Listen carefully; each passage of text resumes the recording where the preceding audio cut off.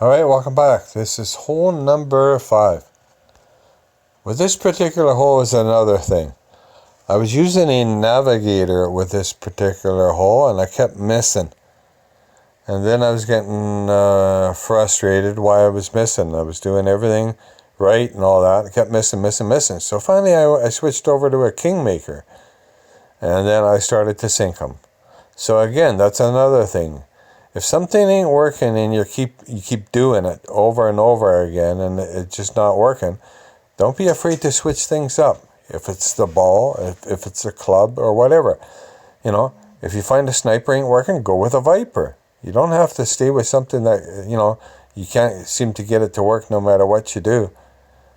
So that's the thing about these tournaments. You always have to look for something new, something different. If it's not working and you tried everything, try something, you know. When you think you tried everything, you haven't. So, like I said, once I went to a Kingmaker here, bang, they started dropping. So, what we did here is, this is another trick I found in Pro. Like, if you're having a problem lining up the ball guide's not showing, what I did in Pro is I pushed it up forward so that the ball guide was inside the hole, and then I brought it back slowly so it sat inside the rough. I didn't have to do that in Rookie quite so much because the ball guide was showing up. So what I did here is I set this at 1.6 backspin. Now this is played at max distance still, about 1.6, 1.7 backspin. Now look at the tip of the ball guide. With this particular shot, we have to line this ball guide up so it's going right side of cup.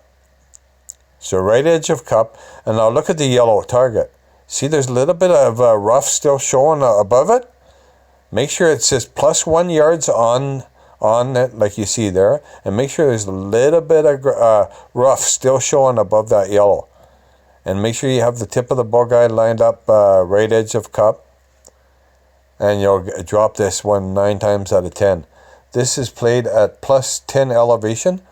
Now, it took me a while to hone this shot in and get this to work because, like I said, kept missing either to the left of the hole, right of the hole, kept having the wrong elevation, kept setting up the target wrong on the rough.